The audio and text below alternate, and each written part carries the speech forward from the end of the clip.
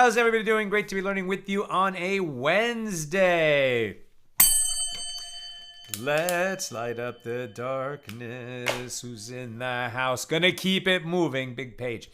Yehud in South Carolina, Bella in Florida, Guy in Ohio, Melissa in Great Neck, Lucy in Minnesota, Shandora in the Bronx, John in Maine, Gail in Kansas City, Sharon in New Jersey, Belle in Texas, Lorraine in Texas, Chaim in Florida, Marie in Freeport, Norm in 29 Palms, and hoping for a good signal. Aren't we always? Aren't we always? Okay. Continuing our journey through Tractate Makkos, the 25th volume of the Talmud. We're right near the top of page 5A, with Mishna number 5 here in chapter 1. And we've been talking about conspiring witnesses and what kind of fines, penalties, punishment they are going to receive. The general principle that the Torah states is that they conspired to have a defendant receive some kind of a consequence. So what they conspired to do to him, they're going to receive themselves. But it's not always possible for them to receive the same consequence that they would have imposed on that person. If, for example, they're testifying about a priest, that he's the son of a priest who married a divorced woman, and so this priest is disqualified, but the witnesses, they're not priests, they're not Kohanim, so they couldn't have the same punishment. That was one of the early cases. We're going on with similar kinds of questions. How do we impose the same consequence on the conspiring witnesses? Mishnah number 5. When punishing conspiring witnesses based on the verse, as he conspired to do to his brother, from Deuteronomy 19:19, one divides the punishment of money among them. Right? There has to be at least 2 witnesses who are the conspiring witnesses. So if they sought to impose a payment of money on the one that they were lying about, so then, they can divide the money between them that they would have made the innocent person pay. But one does not divide the punishment of lashes. If their testimony would have resulted in the defendant in this case receiving lashes, then each of the conspiring witnesses receives as many lashes as the defendant would have received. They divide a monetary payment, they don't divide lashes. How so? If the witnesses testified about someone that he owes another person 200 dinars, and they were then found to be conspiring witnesses, the witnesses divide the sum among themselves and pay a total of 200 dinars, 100 each. But if they testified about someone that he was liable to receive 40 lashes, and they were then found to be conspiring witnesses, each and every one of the witnesses, the conspiring witnesses, receives 40 lashes. That's Mishnah number 5. The Gemara is very quick. The Gemara asks, from where are these matters that the witnesses do not divide the punishment of lashes among themselves derived? Abaye says the word wicked in Deuteronomy 25:2 is stated with regard to those liable to receive lashes. And the word wicked is stated with regard to those liable to receive a court-imposed death penalty. And just as there, with regard to those sentenced to be executed, there is no partial death penalty, so too here, with regard to those liable to receive lashes, there is no partial administering of lashes. Rava said the reason the punishment of lashes is not divided is that we require fulfillment of the verse, as he conspired to do to his brother. And were the conspiring witness to receive fewer than 39 lashes, the verse would not be fulfilled. So the Gemara asks, well, if so, in the case of money too, one should not divide the sum between them, as they each sought to cause the defendant loss of the entire sum. And the Gemara answers, sums of money paid by the witnesses can combine, as the person against whom they testified receives the entire sum that they sought to cause him to lose. But lashes administered to the witnesses cannot combine. And that concludes our discussion of Mishnah number 5. Now, Mishnah 6 here in chapter 1. Witnesses are not rendered conspiring witnesses until the witnesses who come to render them conspiring impeach the witnesses themselves and not merely their testimony. The Gemara will explain. How so? A set of witnesses said, "We testify with regard to a man named so-and-so that he killed a person." And the witnesses attested to the precise time and place that the murder took place. Then a second set of witnesses came to court and said to them, "How can you testify about this event? This person who was killed or this person who was killed was with us," i.e., with the second set of witnesses on that day in such and such a place, which is not the location identified by the first set of witnesses. Let's say the body is missing. And so the defendant is accused of killing that person. Here come these witnesses and they say, yeah, that person is not dead. At least he wasn't murdered by this defendant at the time that the first witnesses said so, because the alleged victim was with us at the time that those witnesses say the murder took place. Now, in that case, although the second set of witnesses contradicted the testimony of the first set, these first witnesses are not rendered conspiring witnesses. This is just contradictory testimony. But if the second set of witnesses came to court and said to them, "How can you testify about that event? You were not there. You, the witnesses who claim to have seen this murder, you were with us in a different city at that same exact time. You could not have witnessed what you claim to be witnessing." That's when we render that first set of witnesses conspiring witnesses who are liable to receive the same consequence that the defendant would have received. Right? It's not just contradicting the testimony with different facts that results in conspiring witnesses. It's showing, testifying that the first set of witnesses could not have seen what they claim to see because they weren't there. That's how we establish conspiring witnesses. If other witnesses then came, a third set, and they came and corroborated the testimony of the first set of witnesses, and the second set of witnesses testified that this third set of witnesses were also with them somewhere else that day, and thereby rendered this third pair conspiring witnesses. And similarly, if yet other witnesses come, a fourth pair, and corroborate the testimony of the first pair, and the second set, who originally said, no, the first witnesses couldn't have been there, they are conspiring witnesses, and they testified the same about that third pair that came, and now they testify the same about this fourth pair of witnesses that come, all of them are executed on the basis of their testimony, as the authority of two witnesses is equivalent to the authority of numerous witnesses, right? It doesn't matter that now it seems like, well, the second pair, it's not just 2 against 2. Now it's starting to become 2 against 4, 2 against 6, 2 against 8, 2 against 100. Doesn't matter. The testimony of two witnesses is considered conclusive. And if what they're testifying is, yeah, these people could not have been there because they were with us somewhere else, then we believe them. But Rabbi Yehuda says, well, this is an interesting hypothetical. But if this really happened, if this situation where a set of witnesses renders all the other conspiring witnesses, renders all the others into conspiring witnesses, maybe this is a conspiracy, as there is room for suspicion that they simply decided to impeach all witnesses who offered that testimony, and it is only the first set alone that would be executed. Because they were rendered conspiring witnesses first. At that point, they become liable to be executed because they seemingly conspired to have the defendant executed for a murder that he didn't commit. But now witnesses keep coming and saying, no, the first witnesses told the truth. And then that second pair keeps saying, no, these people are conspiring witnesses. These people are conspiring witnesses. Doesn't feel right, at least according to Rabbi Yehuda. That's the Mishnah. Let's see what the Gemara says.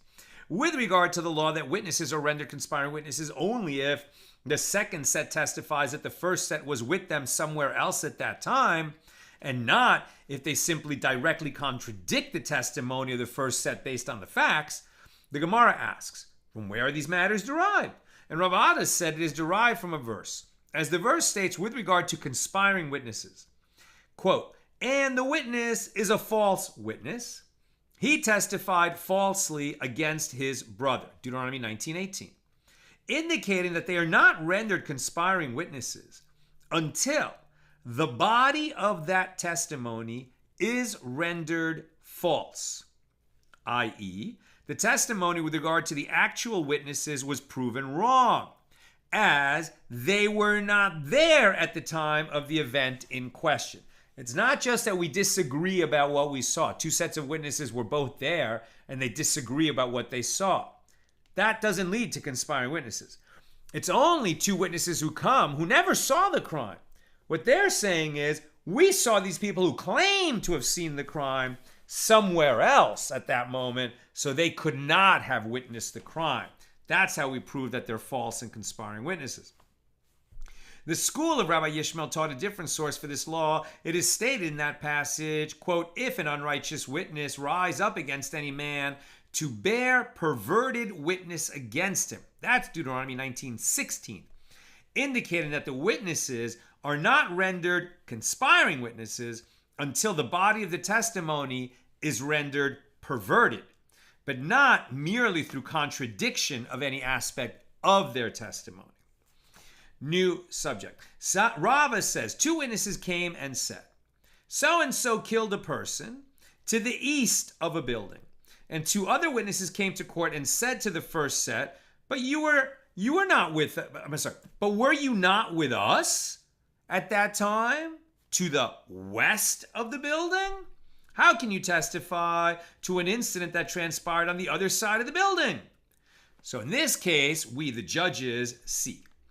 If when people are standing to the west of the building, they see to the east of the building, then these witnesses are not conspiring witnesses.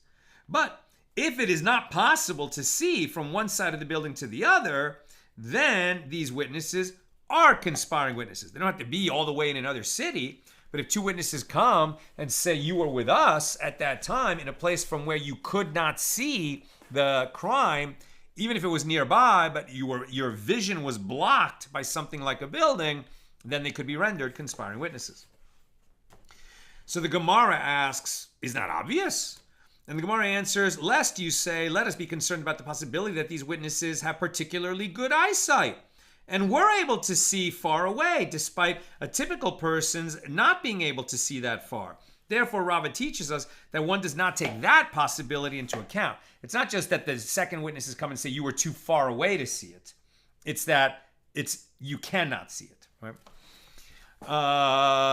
And Rava says, if two witnesses came and said, so-and-so killed a person in Surah, right? There's a city in Bavel, in the morning on Sunday, and two other witnesses come to court and said to the first set, in the evening on Sunday, you are with us in Nehardea. So then we, the judges, see. If one is able to travel from Surah to Nehardea between morning and evening, then they are not conspiring witnesses. They saw the crime in Surah, and by that evening they were in Nehardea. So what? But if it is not possible to travel that distance in that period of time, then they are conspiring witnesses.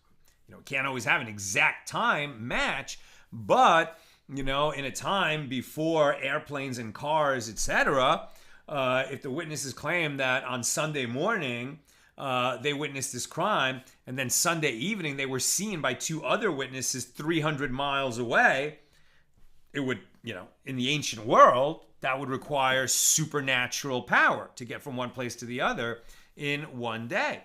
So the Gemara asks, well, isn't that obvious?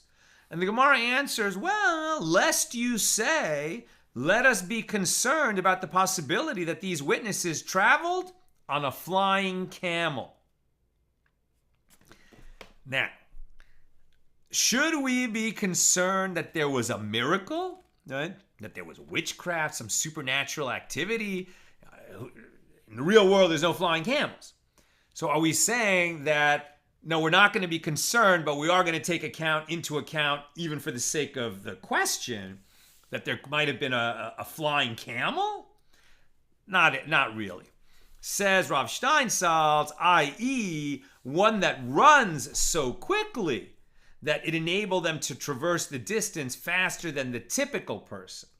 Therefore, Rava teaches us that one need not take that possibility into account. I mean, that's very interesting. Are we really going to render a conspiring witness if he says, "But what are you talking about? I happened to get on a racing camel because I needed to be in this other town, and that's why you saw me there that night. But that's how I got there." And this would be very unusual circumstance that someone travels not by a normal, caravan type of camel, but by a racing camel. There actually are racing camels, just like race horses and plow horses, move at very different top speeds. So too, in the world of camels, there are racing camels, which are very different than caravanning camels. But in the normal course of things, we don't have to take that into account. And Rava says, but it's interesting because the idea that the flying camel means a very fast running camel is not spelled out in the Gemara.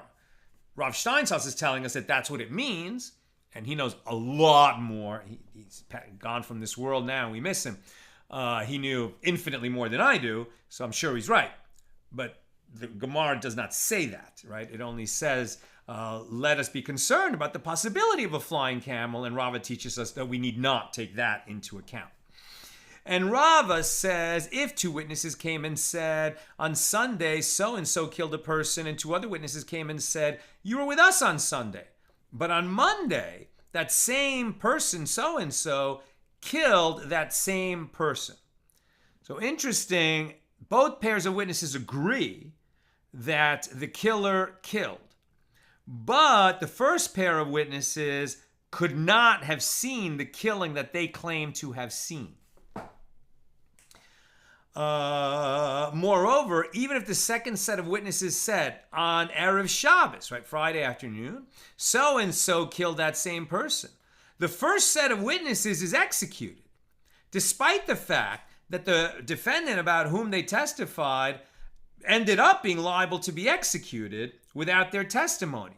And the reason that these conspiring witnesses would be liable to be executed is that at the time they testified, conspiring to have him executed by the court, that defendant was not yet liable for execution by the court. So the Gemara asks, what is Rava teaching us? We learn in a Mishna on page 6b, with regard to two sets of witnesses who testified that one person killed another. Therefore, if one of the sets of witnesses was found to be a set of conspiring witnesses, he, the accused, and they, the conspiring witnesses, are executed by the court. And the second set of witnesses is exempt. The accused is executed because the testimony of the witnesses who were not rendered conspiring witnesses, that remains unchallenged. The first set of witnesses is executed because they were rendered conspiring witnesses.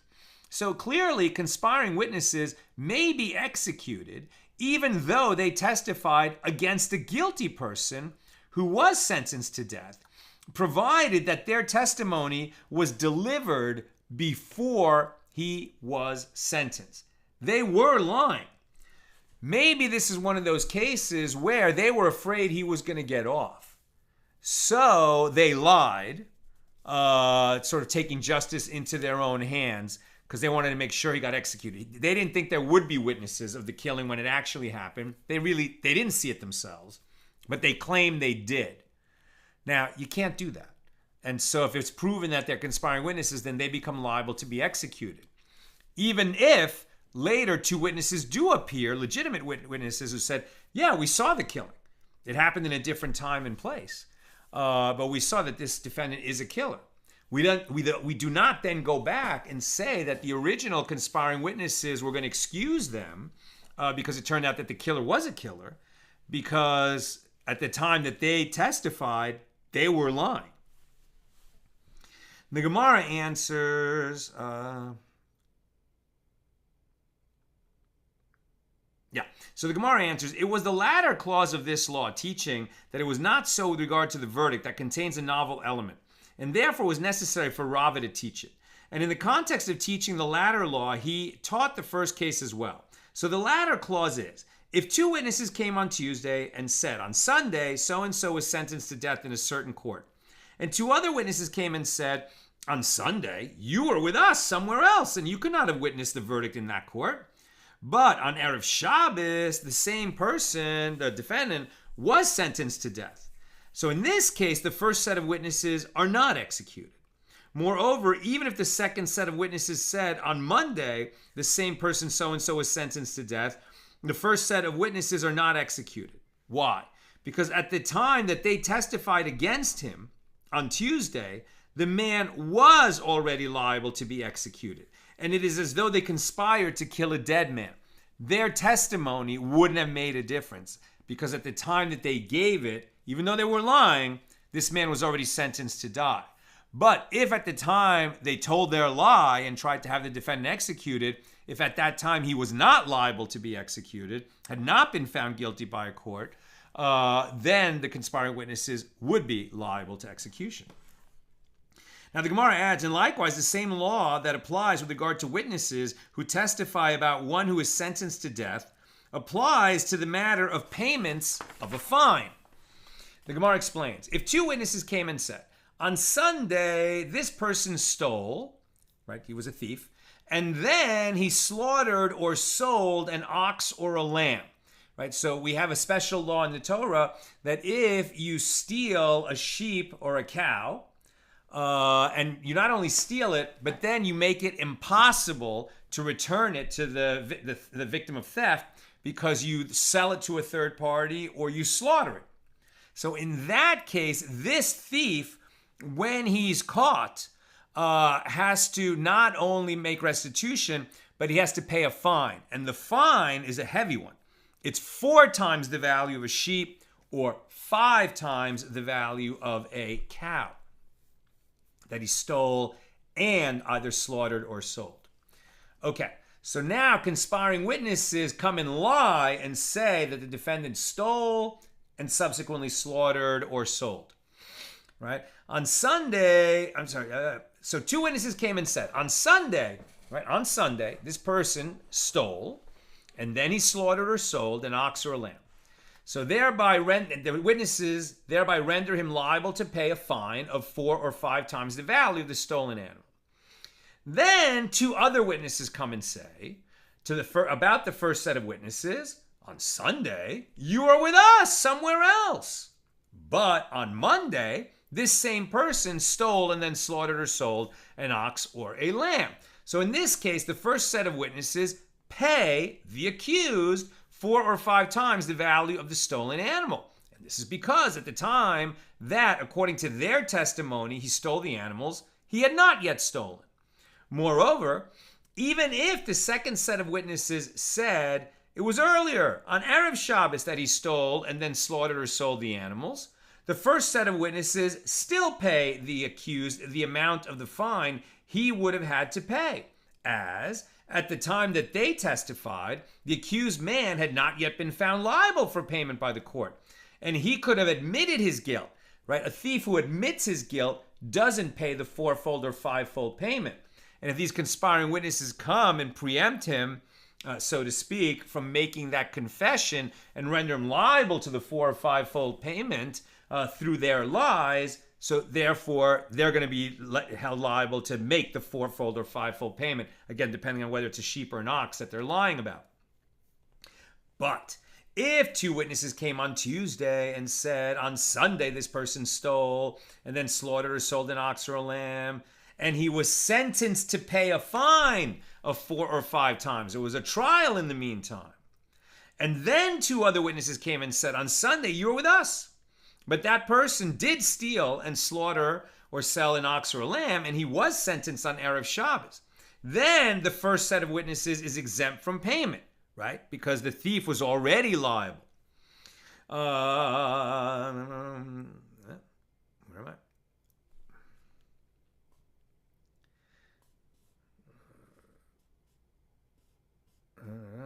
The witnesses are exempt from payment. And moreover, even if the second set of witnesses said on Sunday he stole and then he slaughtered or sold the ox or the lamb, corroborating the testimony of the first set, and on Monday he was sentenced to pay the fine, the first set of witnesses do not pay the accused. This is because at the time that they testified against him on Tuesday, the man had already been found liable for payment by the court, and therefore they are not conspiring witnesses, right? So it all depends on if their testimony was believed, what would have been the consequence for the defendant, and that's what they are going to have to pay. New subject. The Mishnah teaches that Rabbi Yehuda says that if a single set of witnesses rendered numerous sets of witnesses, all of whom testified that one person killed another, into conspiring witnesses, this situation is a conspiracy, right? That was Rabbi Yehuda. It's like, well, okay, I get that the second pair renders the first pair conspiring witnesses. But if then we keep getting a stream of new pairs of witnesses who say, no, we saw this guy kill someone. And the second set that came keeps saying, no, the third pair of witnesses are conspiring witnesses, and the fourth pair of witnesses are conspiring witnesses, and so on. Rabbi Yehuda is starting to get nervous. He says, this is starting to feel like an actual conspiracy. Now we're on page 5b. So the Gemara asks, if Rabbi Yehuda states that this situation is an actual conspiracy, and there is suspicion that the second set who rendered that first set of witnesses conspiring witnesses, but perhaps the second set, maybe they're liars, right? So Rabbi Yehuda is concerned that that second pair is not truthful. Well, in that case, let even the first set of witnesses who were rendered conspiring witnesses based on their testimony also not be executed. If we're saying that the second pair who came and rendered the first set of witnesses conspiring witnesses who are liable to be executed in a murder case, and now we're thinking that maybe they're the liars, why would we allow the first pair of witnesses to be executed? Good question, right? Good difficulty, good kasha from Rabbi Yehuda. Rabbi Abahu said the Mishnah is referring to a case where the judges already executed the first set of witnesses. Rabbi Yehuda is saying that no witnesses are executed other than the first set of witnesses who were already executed, because at that time, it was just the second pair against the first pair, and the second pair says, you are with us in this other location, rendering them conspiring witnesses, and then they were executed. Only then did a third, fourth, and fifth pair of witnesses show up. The Gemara challenges this. If so, what was already was? What already happened.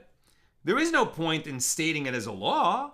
So rather, Rava said that's how you misunderstood what Rabbi Yehuda is saying. Rabbi Yehuda is saying, if it is only one set of witnesses that is rendered conspiring witnesses by the second set, those witnesses are executed. But if there is more than one set, then they are not executed at all. And the Gemara asks, but doesn't Rabbi Yehuda say, specifically, it is only the first set alone that is executed?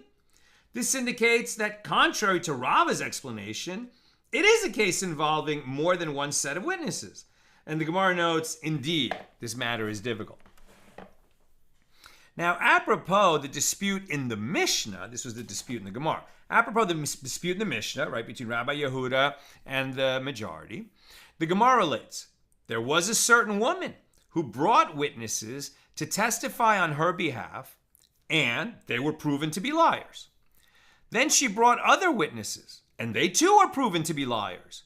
She went and brought yet other witnesses who were not proven to be liars. She was trying to make a claim in court. The two witnesses she brought were established as liars, conspiring witnesses. The second set of witnesses she brought were established as liars and conspiring witnesses. The third pair of witnesses that she brought were not proven to be liars. What's going to happen now? There is an Amoraic dispute whether the testimony of the third set of witnesses should be accepted or not. Reish Lakish said, this woman has assumed the chazaka, the presumptive status of dishonesty because of her repeated reliance on false witnesses. Therefore, the testimony of the third set of witnesses should also be rejected. Rabbi Elazar said to him, if she has assumed the presumptive status of dishonesty, right? He's agreeing, yes, she is proven to be dishonest. But has the entire Jewish people assumed the presumptive status of dishonesty? Maybe she keeps bringing liars. But do we assume that this third pair of witnesses, that we don't know anything about them other than that they've come to testify? We're now going to say, oh, you people are liars because they happen to be the third pair of witnesses brought by this woman? We can't make such an assumption. And the Gemara relates, on another occasion, the same kind of story repeated itself. Reish Lakish and Rabbi Elazar were sitting before Rabbi Yochanan, and a similar incident happened, and it came before them for judgment. And Reish Lakish said, this woman has assumed the chazaka of dishonesty. Rabbi Yochanan said to him, if she has assumed the presumptive status, the chazaka of dishonesty, okay, but has the entire Jewish people assumed the chazaka of dishonesty? Now, when Reish Lakish heard Rabbi Yochanan respond in a manner identical to the earlier response that he had heard from Rabbi Elazar, he turned his head and glared at Rabbi Elazar. And he said to him, you heard this matter from Bar Napacha, right? What you said when you were judging alongside me in the first case, you heard from our teacher, Rabbi Yochanan. But you didn't cite the teaching, you didn't cite that legal ruling in the name of Rabbi Yochanan. And you did not say to me, he's right, you heard this matter from Rabbi Yochanan, and you did not say it to me in his name. And the question is enough, but what he's saying is, had I known that you were stating Rabbi Yochanan's opinion, I would have accepted it. Why didn't you say it in his name? Now, to analyze these two cases, the Gemara suggests, let us say that Reish Lakish stated his opinion that this woman has assumed the chazak of dishonesty in accordance with the opinion of Rabbi Yehuda in our Mishnah, who invalidates the testimony of witnesses based on suspicion that arises due to the circumstances, even though there is no proof that they lied. It's just the pattern is starting to smell fishy. And Rabbi Yochanan stated his opinion in accordance with the opinion of the rabbis, who disagree with Rabbi Yehuda, and who do not invalidate testimony based on an unsubstantiated fishiness. The Gemara rejects this suggestion. Reish Lakish could say to you, I state my opinion even in accordance with the opinion of the rabbis. As the rabbis say that one relies on witnesses who render multiple sets of witnesses conspiring witnesses, only there in the Mishnah, in a case where there is no one seeking to hire witnesses and testify on his behalf, and one could assert that their testimony is true. But here, there is this woman who has been established as seeking to hire witnesses to tell lies on her behalf. So anyone else who comes to testify on her behalf, that's different than the case in the Mishnah, where we simply had witnesses coming of their own volition to testify, about that they saw a killing. That's a very different situation because she has a chazak of dishonesty that does rub off on any witnesses that she brings. And Rabbi Yochanan could say to you, I state my opinion even in accordance with the opinion of Rabbi Yehuda in the Mishnah. As Rabbi Yehuda says that the testimony of the second set is invalid based on unsubstantiated suspicion, only there in the Mishnah, where circumstances exacerbate the suspicion that they are lying. As we say, is that to say that everyone, the numerous sets of witnesses, was standing near these witnesses who testify in order to render them conspiring witnesses? But here, perhaps these witnesses who came last and were not proven to be liars know the content of the testimony. And these witnesses who were proven to be liars don't know the content of the testimony.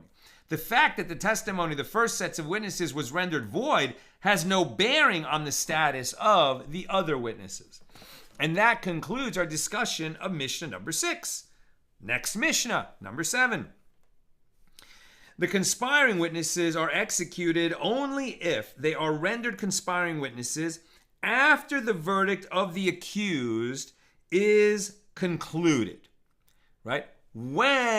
So these conspiring witnesses came, and let's say it's a murder case, and then they said, so-and-so killed such and such a person, and we saw it, and then the court deliberates based on their testimony and says that the defendant is guilty and he's going to be executed, but he hasn't been executed yet. And that's when the second pair of witnesses has to come and render the first pair of witnesses conspiring witnesses, so that they were with us at this other location.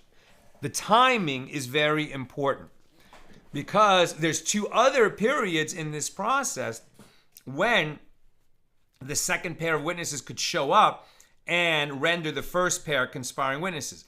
It could happen before the verdict, or it could happen after the defendant is executed. What would be the result in that case? Right? So the Mishnah number 7 tells us that we're going to execute the conspiring witnesses only if the second pair came and established the first pair of witnesses as conspiring witnesses after the verdict was given, but before the defendant is executed. And this is in contrast to the opinion of the Sadducees.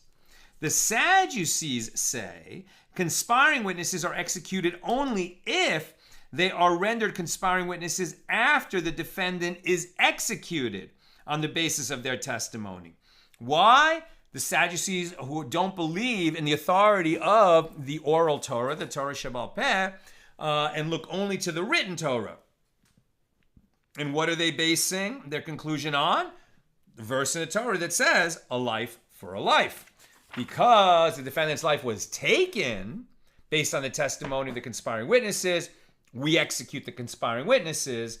But if the defendant has not yet been executed, but the verdict was passed, so the testimony did result in a verdict of execution, but if the defendant has not in fact been executed, then according to the Sadducees, we would not execute those conspiring witnesses. But we don't follow the Sadducees. We would execute the conspiring witnesses if their false testimony resulted in a guilty verdict, but the defendant had not yet been executed. Now the rabbis said to the Sadducees, but wasn't it already stated, and you shall do to him as he conspired to do to his brother? And this latter verse indicates that his accused brother is still alive. And if so, why is it stated a life for a life?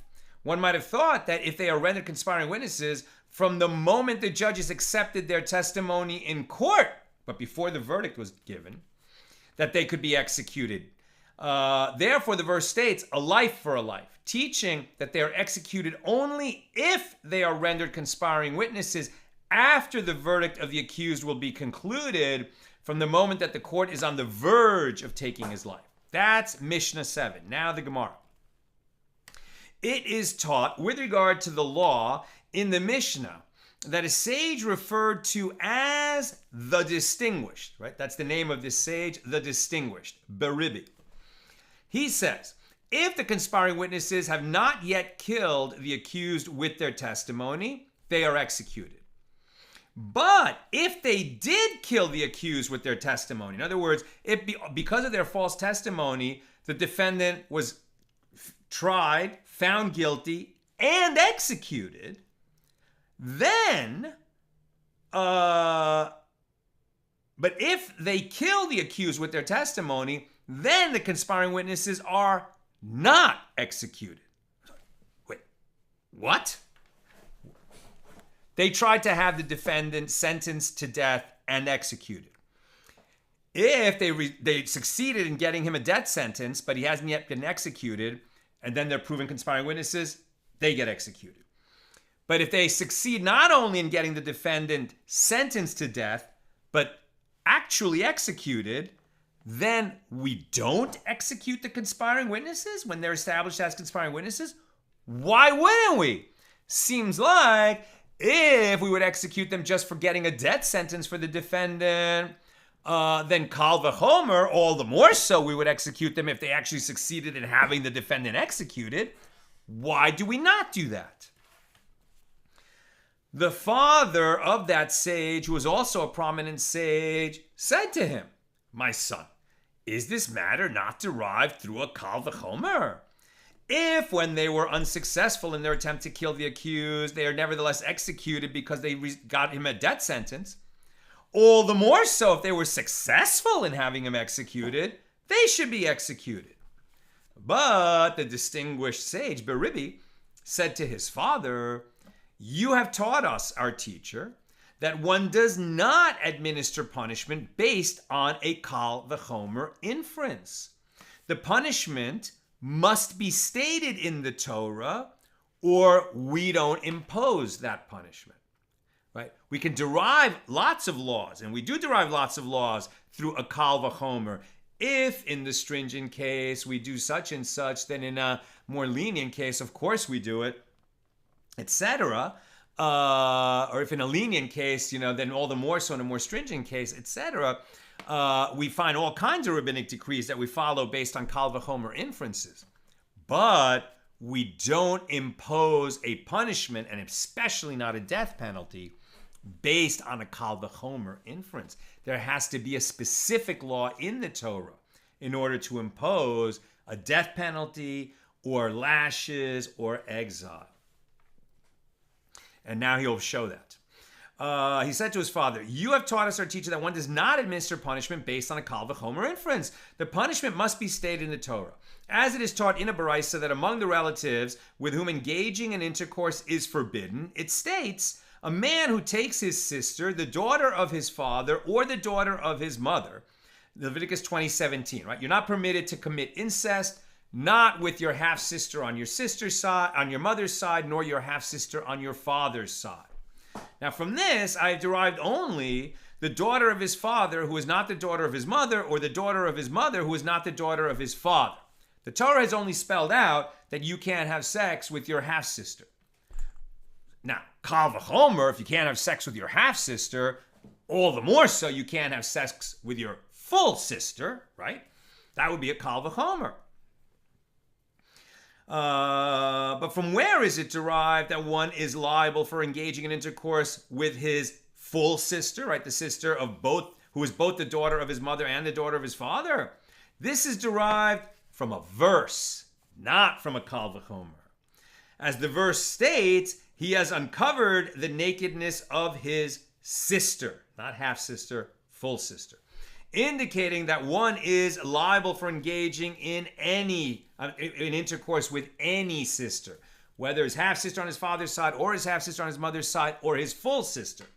But that additional mention of the sister is to tell you that you cannot derive the full sister from the case of the half-sister, because you would not impose a punishment based on a kal v'chomer inference.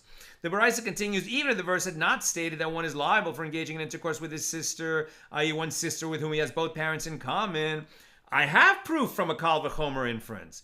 If the Torah punished an individual for engaging in intercourse with the daughter of his father who is not the daughter of his mother, or for engaging in intercourse with the daughter of his mother who is not the daughter of his father, is it not all the more so clear that he should be punished for engaging in intercourse with his sister who is both the daughter of his father and the daughter of his mother?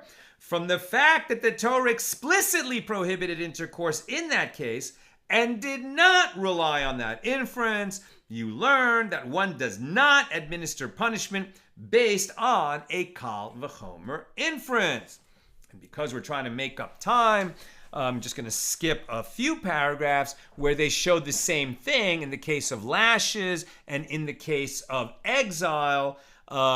Same idea. You can't administer lashes. You can't sentence someone to exile, to a city of refuge, based on a kal v'chomer. There is an explicit verse for it in the Torah. Now, apropos the dispute between the Sadducees and the sages, it is taught in a baraisa. Rabbi Yehuda ben Tabai says in the form of an oath, I will not see the future consolation of the Jewish people if I did not, as a member of the court, kill a single conspiring witness in order to eradicate this reasoning from the hearts of the Sadducees, who would say the conspiring witnesses are executed only if they were rendered conspiring witnesses after the defendant was executed. Right? The Sadducees say you can only kill the defendant. You can only kill the conspiring witnesses if their false testimony resulted in the defendant being executed. And so, since we don't hold by the Sadducees, Rabbi Yehuda ben Tabai says, he's proud of the fact that he served on a court where this case came up, and two witnesses were rendered conspiring witnesses after the verdict was given against the defendant and before the defendant was executed, and they executed the conspiring witnesses. The problem is they didn't execute the conspiring witnesses. They executed the conspiring witness, one witness. Probably the other witness was not available. Maybe he skipped town. So there were two conspiring witnesses, but one of them was gone. The one that remained and was rendered a conspiring witness, they executed him in order to show the Sadducees, I mean, it was the correct verdict, right? That we execute conspiring witnesses if their false testimony results in the defendant receiving a death sentence, but before he's executed, when the witnesses are rendered conspiring. But the problem is, do we execute conspiring witnesses when only one of them is present and we can only execute him, but we can't execute his partner in the conspiracy? Says Shimon ben Shetach to Rabbi Yehuda ben Tabai, I will not see the consolation of the Jewish people if you did not shed thereby innocent blood. As the sages said, conspiring witnesses are not executed unless both of them are rendered conspiring witnesses. And they are not flogged unless both of them are rendered conspiring witnesses. In this case, only one was rendered a conspiring witness. The other one was gone at the time that the second set of witnesses arrived. So you should not have executed him. Rabbi Yehuda ben Tabai immediately accepted a commitment upon himself that he would issue a halachic ruling only when he was before Shimon ben Shetach in order to avoid mistakes in the future. And throughout all of Rabbi Yehuda ben Tabai's days, he would tearfully prostrate himself on the grave of that witness whom he executed to request forgiveness for having done so. Now, the man was a conspiring witness, right? Morally, he deserved to die. But legally, right, because of the Torah rules of civil procedure, he should not have been executed. And so Rabbi Yehuda ben Tabai regretted it and asked for the forgiveness of this man who'd been executed. So he prostrated himself on the grave of that witness whom he had executed to request forgiveness for having done so. And his voice was heard from a distance. And the people thought to say that it was the voice of the executed witness that was being heard from beyond the grave. And Rabbi Yehuda ben Tabai said to them, no, it's my voice. And know that this is so, as tomorrow, meaning sometime in the future, he, referring to himself, will die, and his voice will no longer be heard. Rav Acha, the son of Rava, said to Rav Ashi, the fact that the voice will cease after Rabbi Yehuda ben Tabai's death is not conclusive as proof that the voice these people were hearing is not that of the executed witness. Perhaps the reason that the voice of the executed person will no longer be heard is that he confronted Rabbi Yehuda ben Tabai in trial before the heavenly court, obviating the need for crying from his grave. Alternatively, perhaps Rabbi Yehuda ben Tabai appeased the accused witness once he arrived in the world to come, and there is silence from the grave because no grievances remain. And that concludes our discussion of Mishnah number 7. Now, Mishnah number 8 here in chapter 1. It is written, at the mouth of 2 witnesses or 3 witnesses shall he who is to die be executed, right? You must have at least 2 witnesses to establish that a murderer is guilty of murder. But the Torah, says something interesting. You need 2 witnesses, minimum. But the Torah says at the mouth, meaning by the testimony of, 2 witnesses or 3 witnesses shall he who is to die be executed. Now, if you have 3 witnesses, doesn't that include 2 witnesses? Why does the Torah specifically mention 3 witnesses? What are we to learn from this? The question is, if the testimony is valid with 2 witnesses, why did the verse in the Torah specify that it is valid with 3? Rather, it is to juxtapose and liken 3 to 2. Meaning, just as 3 witnesses can render the 2 witnesses conspiring witnesses, so too the 2 witnesses can render the 3 witnesses conspiring witnesses.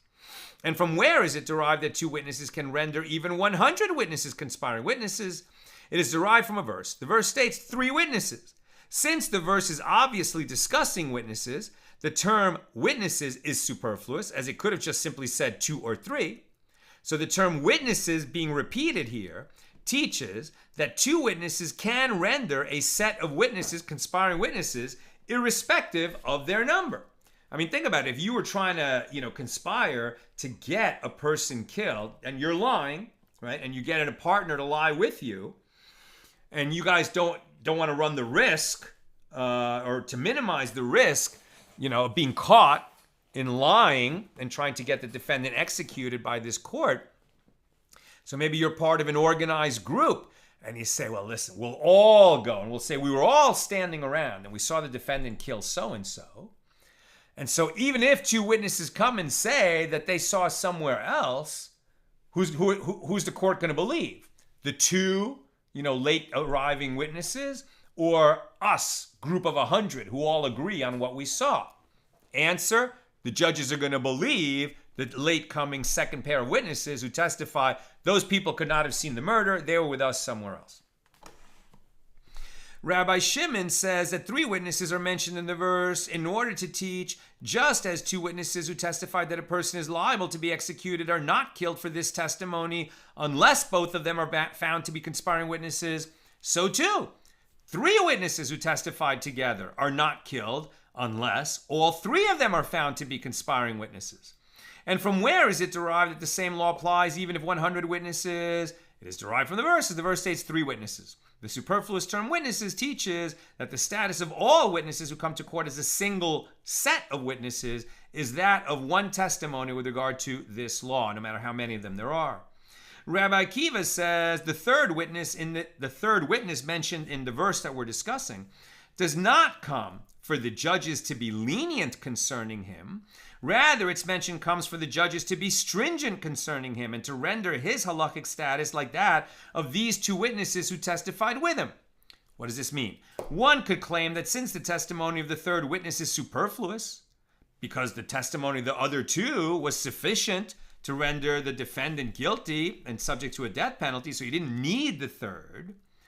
So one could claim that since he was superfluous, if the first 2 are rendered conspiring witnesses, then the third one who also lied, he could get off since his testimony was superfluous. You might claim that, but according to Rabbi Akiva, you'd be wrong. Right? Therefore, the verse teaches that since he testified with them and was rendered a conspiring witness with them, he too is executed. One can learn a moral from this law. And if the verse punished one who associates with transgressors with punishment like the one received by the transgressors, even though his role in the transgression is ancillary, meaning the superfluous third witness, all the more so will God pay a reward to one who associates with those who perform a mitzvah like the reward of those who perform the mitzvah themselves, even though his role in performing the mitzvah is ancillary. That's why you always want to donate to people who are engaged in Torah education, or donate to one who is feeding the hungry or sheltering the homeless, right? When you're enabling others to perform a great mitzvah, then even though you don't perform the great mitzvah yourself, you're going to get credit alongside of them.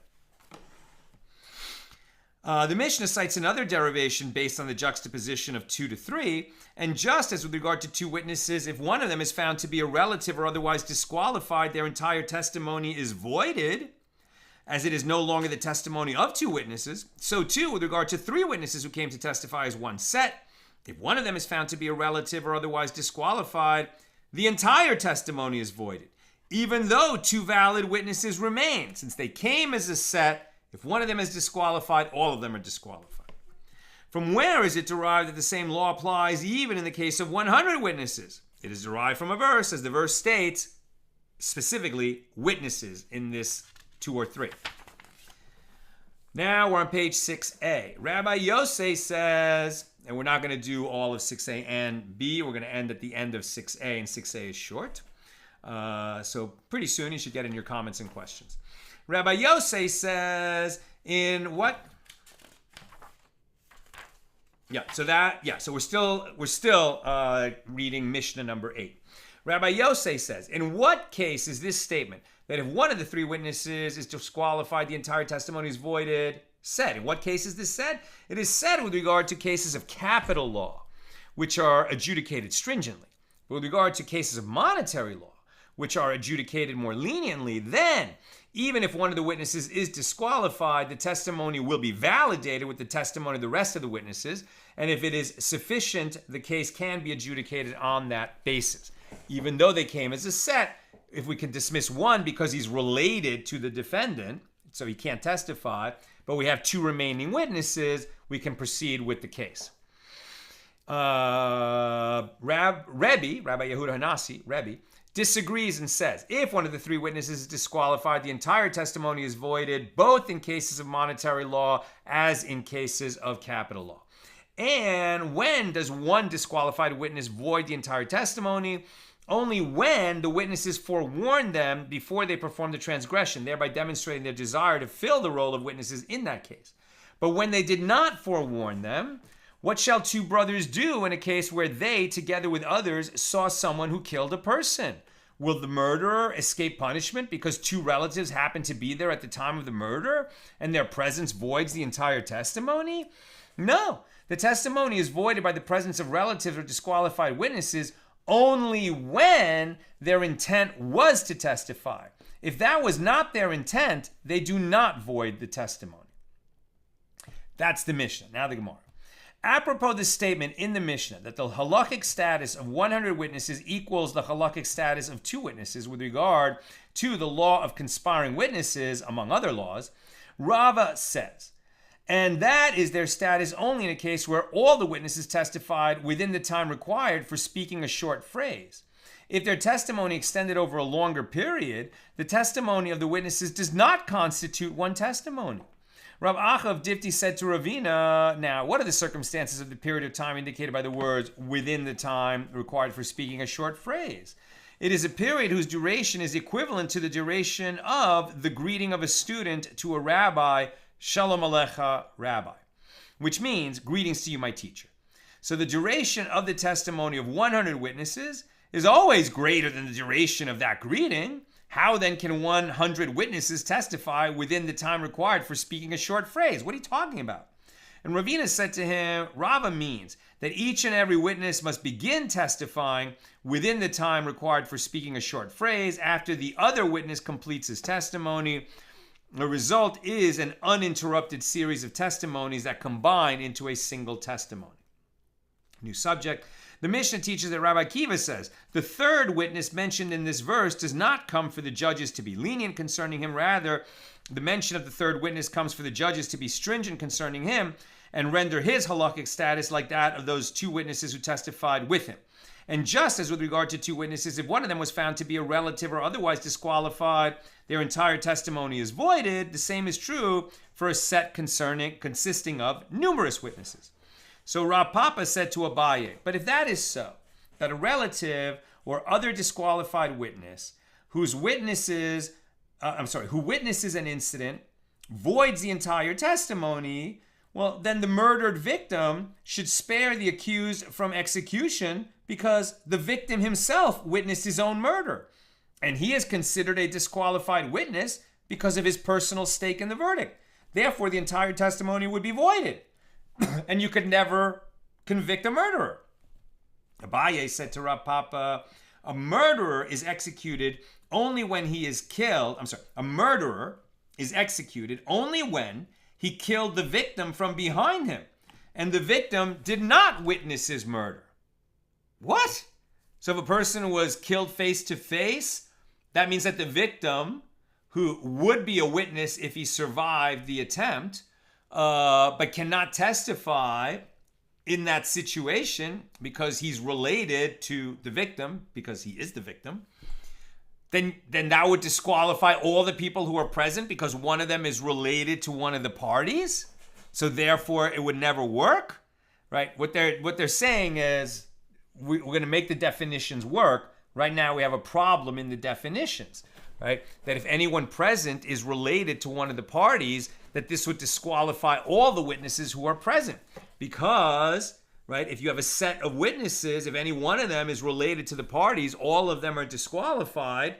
Well, if you take that to its extreme, then the victim is one of the parties, always, right? And he's related to himself, so how are you going to make this work? So Rav Papa said to Abaye, it is not uncommon for a murder to take place without the knowledge of the victim. But in a case where one is sentenced to death for sodomizing a male, why is he executed? The one who was sodomized should spare the accused from execution. Here too, since the victim witnessed the sodomy, he is disqualified from bearing witness due to his personal stake in the verdict. He's one of the parties. So the entire testimony should be voided. And the Gemara answers, the sodomizer too is executed only when he sodomized the victim from behind and the victim did not witness the act of sodomy. Right? This is a case of male rape. Rav Papa said to Abaye, although it is possible to construct a scenario where the victim did not witness the act, it is difficult to construct a scenario where the perpetrator did not witness the act. Therefore, the murderer and the sodomizer should spare themselves from execution and void the testimony of the witnesses who were around there because they witnessed the act and they're related to the accused, since they are the accused. And you can't testify against yourself. So since one of the witnesses who was present, who is in fact the defendant, but he's one of the witnesses who was present and he can't testify against himself, so does that render disqualified any other testimony of witnesses who are present? This is absurd, of course, but why is it absurd? Abaye was silent. He was unable to come up with the answer. When Rav Papa came before Rava with this question, Rava said to him, it is written, according to 2 witnesses or 3 witnesses shall a matter be established. It is with regard to those who establish a matter as legal fact in court that the verse is speaking. It is only witnesses who are relatives or otherwise disqualified who void the entire testimony, not the subjects of the matter, right? Not the perpetrator and not the victim.